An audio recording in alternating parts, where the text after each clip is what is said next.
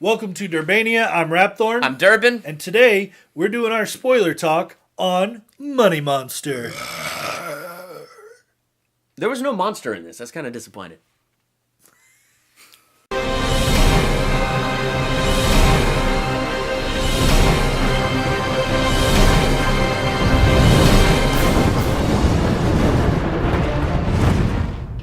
Stay calm. I'm right here.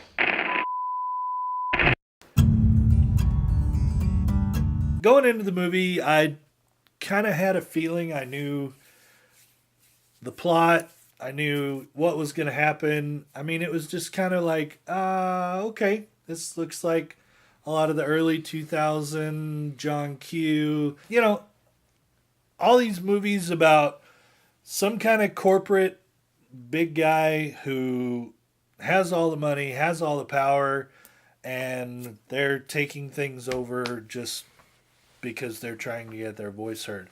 But this movie reminds me a lot of that because it's this guy who lost a lot of money because of the stock market and he's pissed.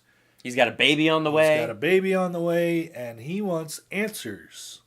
Yes. So what does he do? He hijacks a TV show that only does stuff about stocks and what you should buy and what you shouldn't buy. And he hijacked it because Lee Grant, George Clooney, basically on the show said, buy stock. What was that company's name? I don't know. It started Ibis. Buy stock in Ibis. It's safer than your savings account, which, so he held Lee Grant personally responsible because, he seriously, you kind of catch that Kyle, the guy who does all this, fancies himself a smarter guy. Yeah. Like, reading all the money books, watching these money shows, trying to invest wisely. I really got the impression this was a guy trying really hard. And then when he lost big, something kind of snapped. So, then you got the movie. I think a lot of the stock market... A lot of the stock market is kind of like...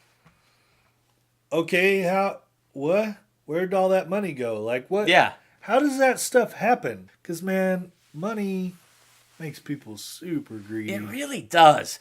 And the guy that they got to play the bad guy in this movie, the business owner of Ibis, I forget the character's name and I forget the actor's name. A+ on our movie review. But he was the bad guy in...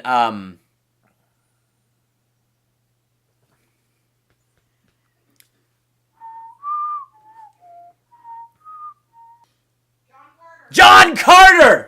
Thank you, wife!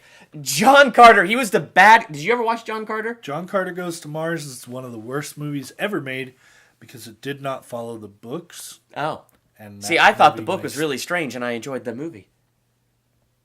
We need to read way too much into that one day. Anyway, but he was the bad guy in that. And I think this actor, I think he plays a great bad guy. And so, as far as being the big, evil corporate monster, I thought he did a really good job. And I like the setup where, he lost $800 million because of this... He paid off this guy in Africa to have this big, huge riot and strike and all that stuff. Didn't go well, and so he actually lost the $800 million rather than getting the... You know what? It's stocks. So I understand so little of it. All I really got was the important thing. He lost $800 million, and it wasn't their algorithm. It was human error and this guy getting greedy. So I thought that was kind of an interesting story. But to me, what compelled me most about this movie was George Clooney, Julia Roberts, Jack O'Connell. Watching this movie and watching the three of them interacting with this entire situation, that to me is where the bulk of my interest in this movie came. Oh yeah, absolutely. Because how do you relate to somebody who breaks into a studio with a gun, holding people hostage with a bomb and people's lives at stake? But what I thought was interesting and well directed by Jodie Foster was how they helped you understand where Kyle was coming from. And you watched Lee go from freaking out, literally at the beginning have a panic attack to, doing what he can to help Kyle, including walking him through the streets of New York City to get over to the Ibis owner and talk to him face to face and make sure that they got the answers. And I actually found that journey and that connection believable. Well, yeah, because, when you bring up good points, people are going to listen. Yeah. And when you bring up good points and then try the company in question tries to railroad you and kind of give you an off the wall, just kind of meh, whatever answer, people are going to be like, Yeah. something ain't right here, which is what happened in this movie. Yeah. They tried to get a hold of Ibis. Their spokesperson basically fed them a line of caca.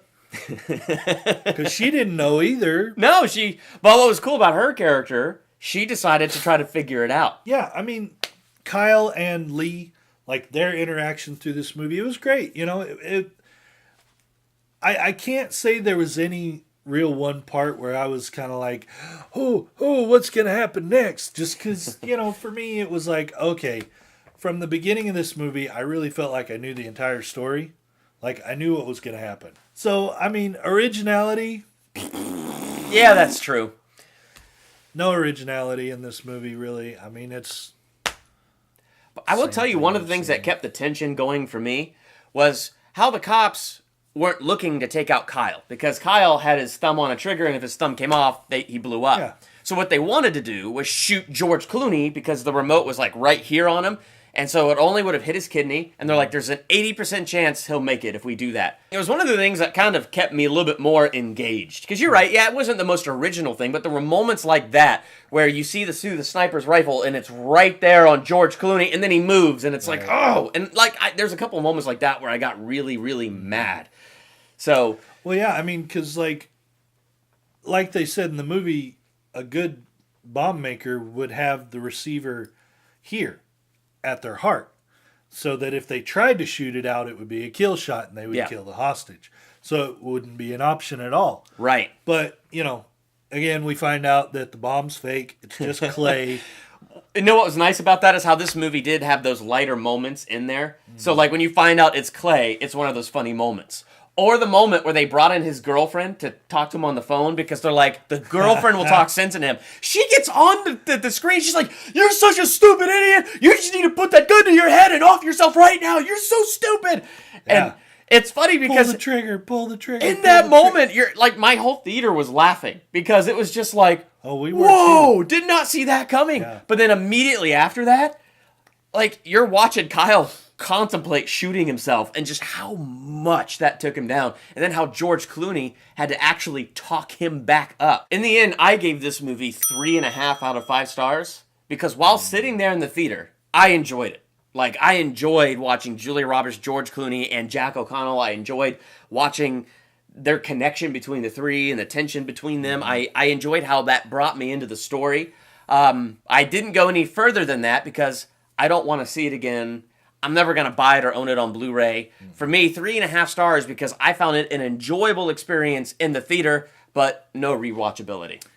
Because of the unoriginality, just the overall, just felt like I really knew the movie before it ever started. I'm only giving it 2.5 stars. It was straight up the middle for me. I wouldn't watch it again. It was okay while I was watching it. All I could think about was doing this rather than really watching the movie. So, yeah, for me, 2.5 stars. Just, really couldn't get behind it. If you saw Money Monster, how many stars would you give it? Let us know in the comments. Thank you so much for liking, commenting, and subscribing. I'm Rapthorn. I'm Durbin. Thanks for checking out Durbania.